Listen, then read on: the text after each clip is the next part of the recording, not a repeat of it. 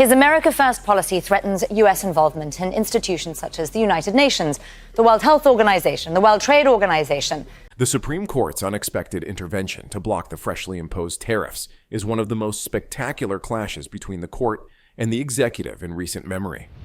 As the gavel fell, the judges emphasized the long-standing notion that no arm of government is above the law, even as President Trump claimed extensive authority over trade policy.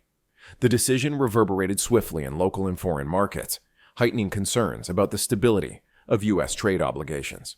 Observers from all over the world watched as the court's majority meticulously studied the statutory and constitutional underpinnings for presidential tariff measures, deciding that the president had beyond legal boundaries and that congressional prerogatives could not be so casually ignored.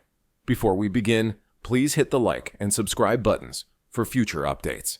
The court's decision was based on an interpretation of the 1974 Trade Act, which allows the president limited emergency powers while preserving Congress's role in defining long-term trade policy.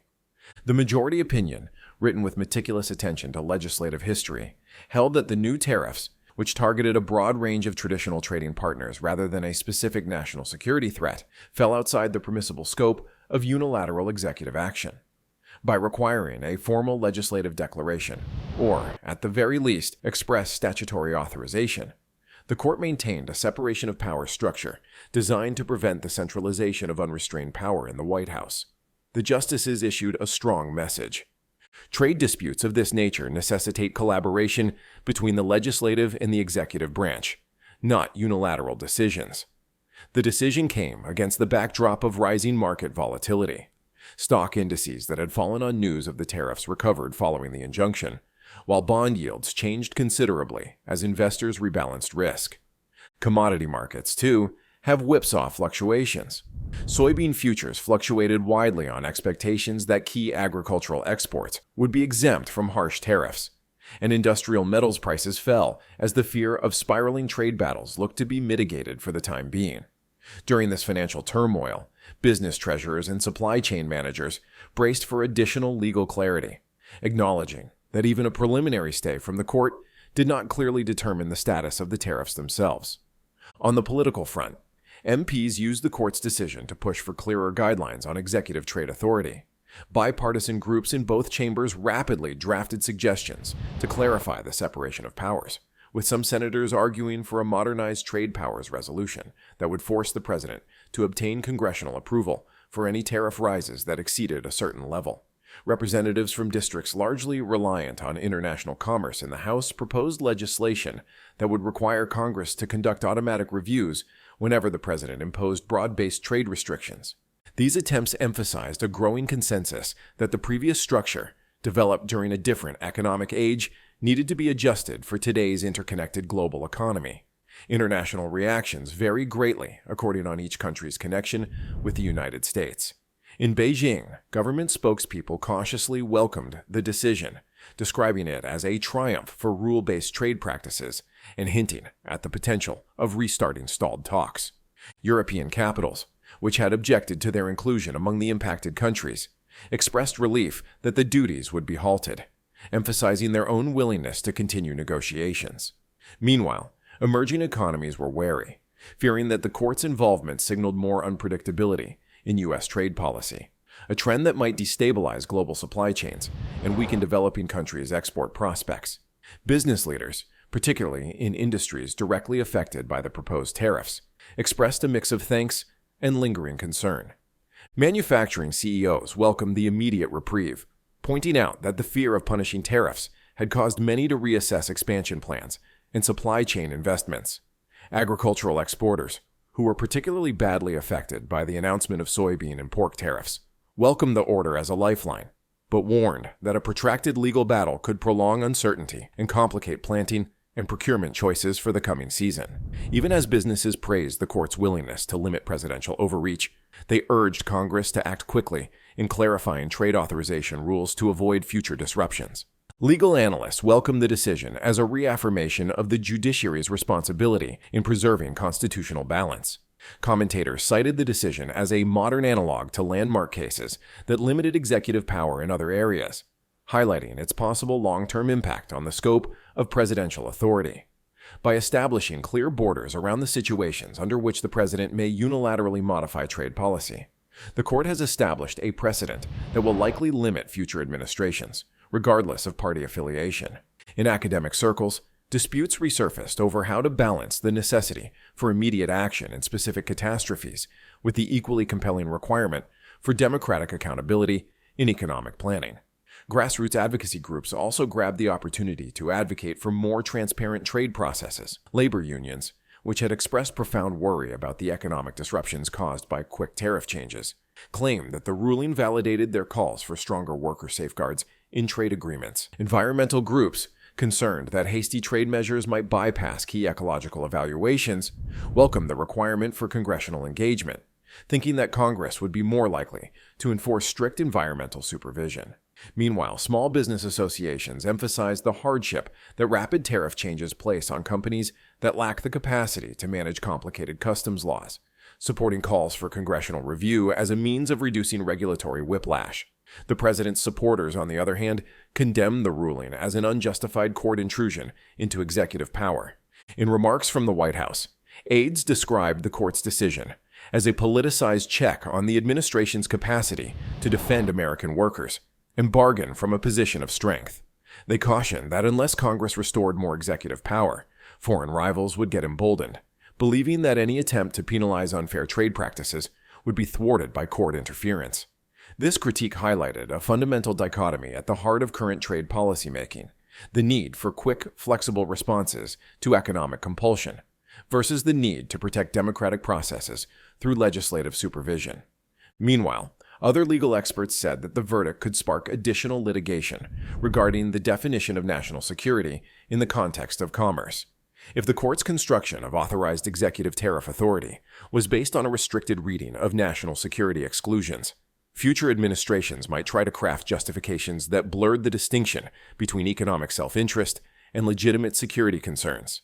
Such techniques may encourage additional cases questioning the court's logic, potentially resulting in a corpus of jurisprudence that defines the contours of economic wartime powers in peacetime. As a result, the ruling serves as both an immediate check on presidential actions and the beginning of an ongoing legal discourse about the limits of trade power. The verdict has far-reaching consequences beyond domestic politics and law.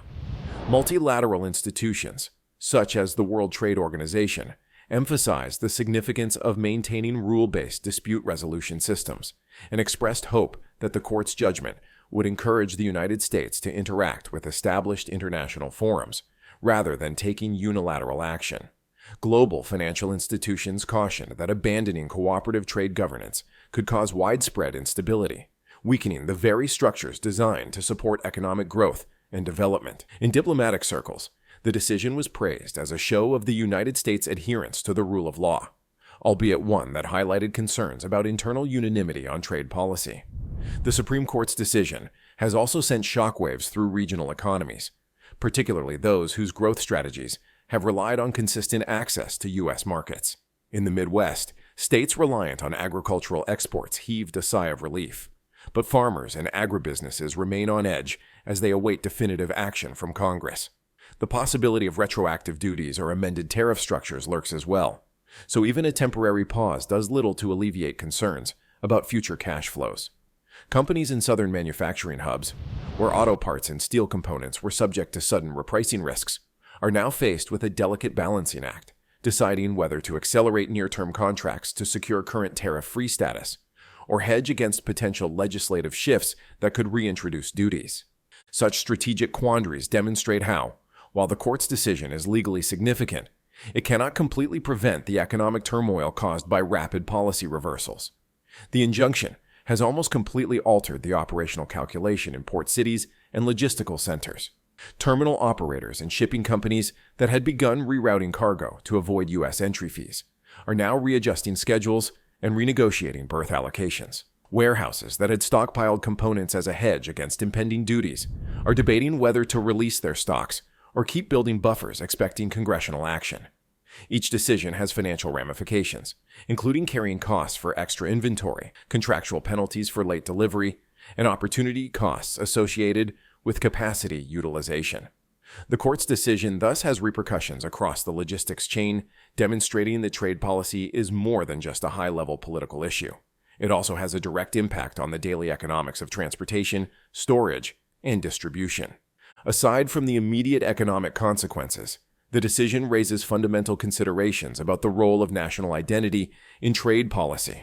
President Trump's tariffs were portrayed as a statement of American sovereignty, a tool for compelling longtime allies to follow what his administration referred to. The court's reversal of that assertion has sparked debate about whether legal restrictions on executive power limit the country's ability to advocate for its interests.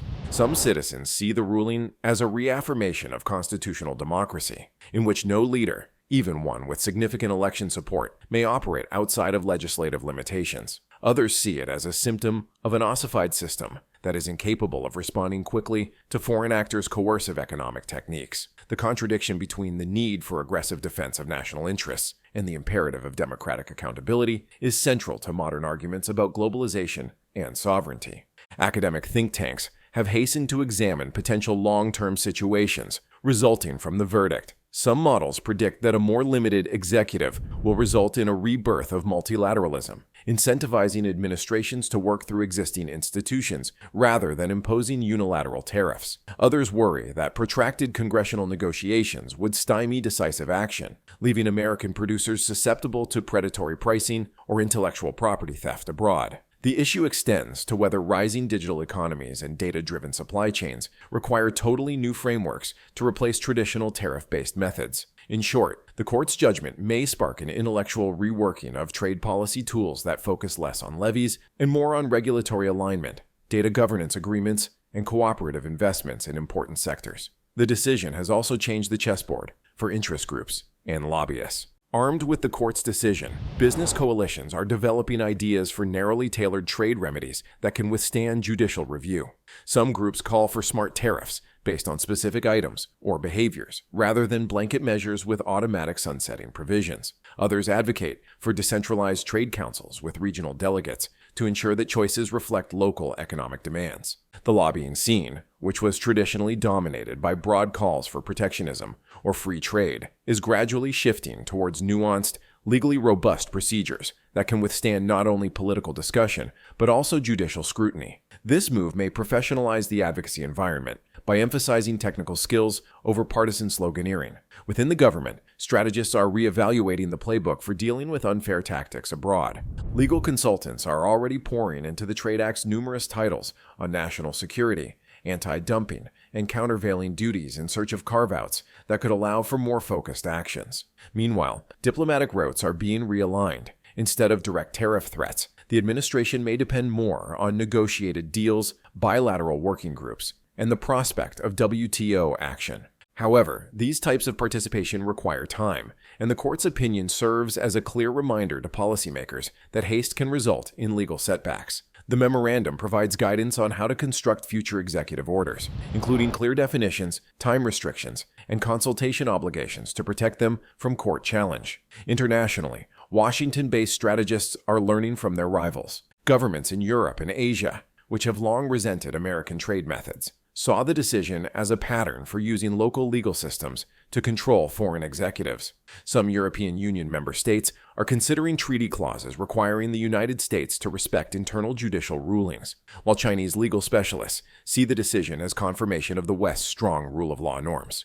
Paradoxically, U.S. rivals perceive both a chance to praise American democratic systems and an opportunity to capitalize on the resultant stalemate, knowing that congressional gridlock may preclude robust countermeasures to their own unfair tactics. The media's narrative arc has been particularly noteworthy. Early coverage characterized the tariffs as a daring move to reset trade balances, but after the court's decision, discourse switched to introspection about institutional balances. Columnists questioned whether an activist judiciary was a threat to successful governance, while podcasts and TV panels revisited important moments from the hearing, deconstructing the justices' arguments.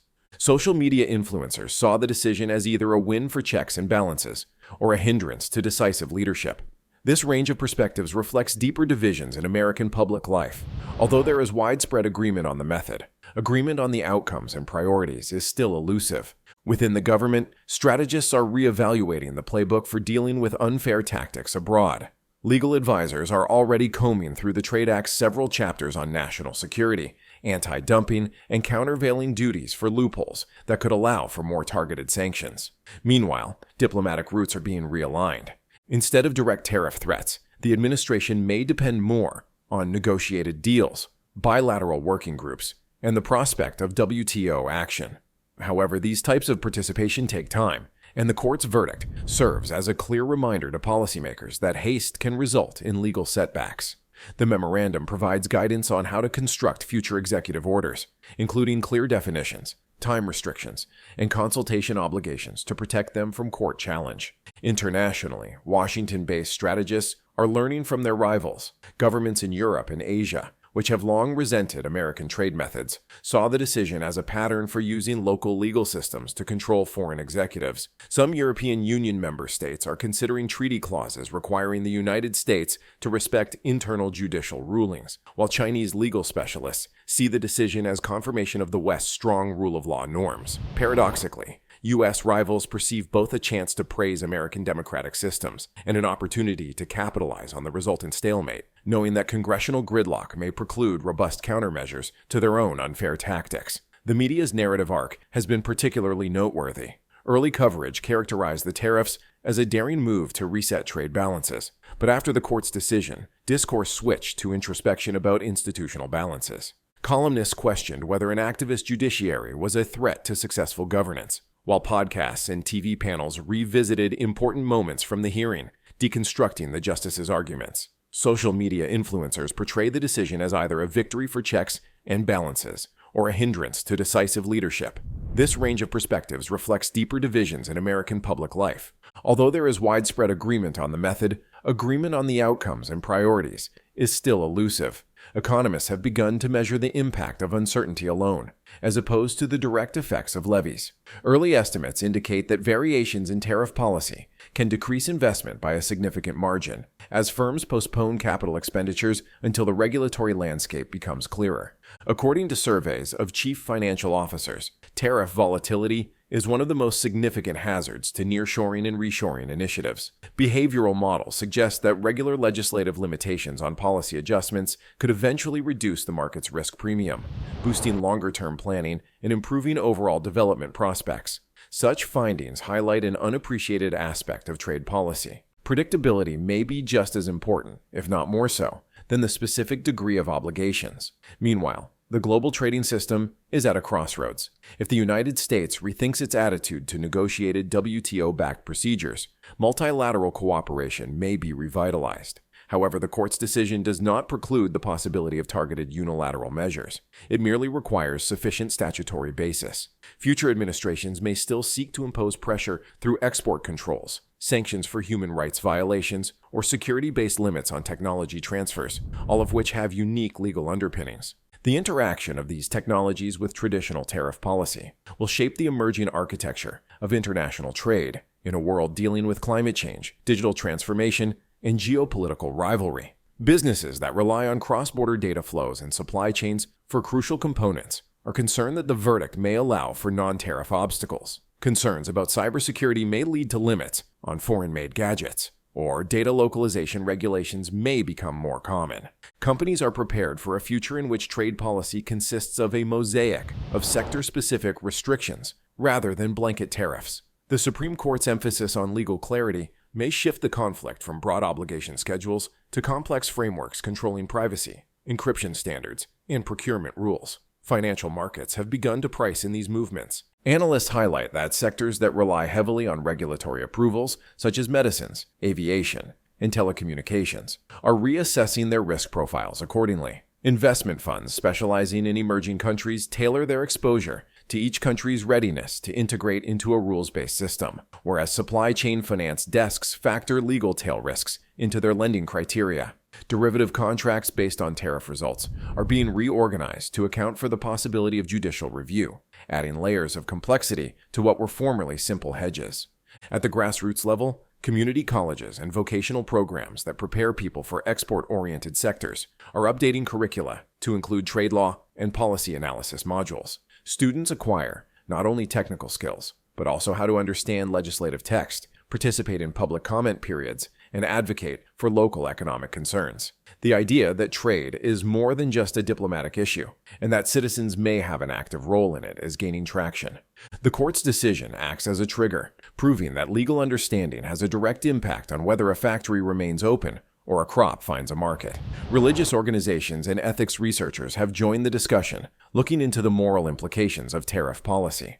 Questions emerge regarding distributive fairness. Who pays the expense of duties? Who reaps the benefits? Faith-based leaders debate the ethics of protectionism versus open markets, arguing that communities have a duty to protect disadvantaged workers while also building global solidarity.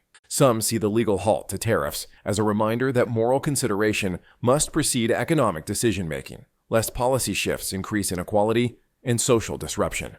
The Supreme Court's decision has led embassies to review their strategic communications. Trade attaches and capitals throughout the world are now framing their reports with a greater emphasis on the interaction between domestic legal systems and executive efforts. In Washington, the State Department is recalibrating its cable traffic protocols to ensure that each reference of potential U.S. trade proceedings includes an assessment of the possibility of judicial review and legislative challenge. Foreign services, in turn, use these assessments into their own policy suggestions, acknowledging that the legal viability of American policies influences their risk calculations when negotiating trade or investment treaties. The financial press has also modified its coverage paradigm. Aside from immediate market reactions, columnists examine the mechanics of the court's ruling, scrutinizing the doctrine that underpins it. Editorial boards discuss situations in which the next president may confront comparable limits, as well as how political platforms should incorporate more solid legislative roadmaps for trade policy. Subsections devoted to legal matters have grown, providing diagrammatic summaries of the Trade Act's clauses, flowcharts explaining the journey from executive decree to judicial injunction, and analyses of alternative interpretations. In doing so, the media helps to provide a broader readership with the vocabulary and conceptual tools needed to participate meaningfully in debates about the economy's future. Nonprofit policy centers have rallied to provide technical help to smaller players who lack in-house expertise. High-stakes trade discussions frequently exclude regional development agencies, rural cooperatives, and minority-owned businesses. In response to the court's emphasis on legislative involvement, these organizations are sponsoring capacity-building workshops to explain the congressional process. Participants learn how to write effective testimonies, provide written comments during committee hearings, and lobby local politicians to advance their causes. These programs aim to ensure that trade policy reflects a diverse range of perspectives, rather than just those of well-funded industrial groups, by encouraging increased civic engagement. The decision's impact has expanded to cybersecurity and digital infrastructure. A growing chorus of experts contends that, with tariffs subject to strict legal scrutiny, the government may increasingly rely on export controls, sanctions, and cyber measures to impose economic goals. If software updates or hardware components may be classified as dual use and hence limited, administrators may be able to employ these tools more freely than broad duty schedules. Congressional aides are already working on legislation measures to specify the scope of digital export controls and set explicit review mechanisms that parallel the safeguards required by the court for tariffs. As a result, the verdict may hasten the integration of trade policy with national security frameworks in the digital age. Local chambers of commerce and municipal governments are adapting their economic development policies in response to the verdict.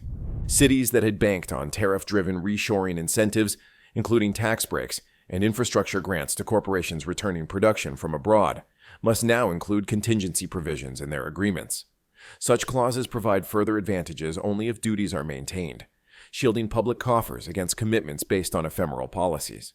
This nuanced contracting mirrors a larger trend. Cities and states are increasingly using novel legal and financial tools to hedge against federal policy volatility, with the goal of maintaining predictive stability for job creation and capital investment. The decision significantly boosts the field of public opinion research. Polling organizations create new polls to assess citizens' comprehension of the separation of powers in trade concerns, asking whether voters value the checks and balances in place. Early data suggests significant confusion. Many respondents confuse tariffs with broader tax policy or social welfare programs, demonstrating a lack of civic literacy. In response, Educational initiatives use infographics and interactive online modules to explain how trade policies are enacted and eventually enforced. The court's ruling so spurs not only policy rethinking, but also attempts to improve public understanding of complicated governance procedures. Within capital markets, prominent investment banks' legal departments have set up specialist trade law desks to keep track of legislative developments, judicial filings, and executive actions. These specialized departments offer client warnings outlining potential tariff threats, as well as sector analysis. The court's injunction emphasized the need of such foresight. Clients now expect probabilistic assessments, including scenario planning for potential legislative and legal outcomes. The increasing sophistication of these services indicates a greater professionalization of trade-related financial counsel, bridging the previously perceived gap between economic forecasts and legal analysis. Conferences and summits from many industries assemble to discuss the ruling's consequences. Industry associations sponsor panels where general counsel, trade economists, and former government officials discuss best practices for creating legally sound trade agreements. Academic symposia bring together multidisciplinary teams to propose model statutes, drawing on insights from statutory drafting, constitutional theory, and global governance. Even informal meetings, such as networking dinners for trade professionals, contain impassioned conversations regarding the complexities of the court's interpretation, indicating that the verdict is felt well beyond the courtroom's marble walls.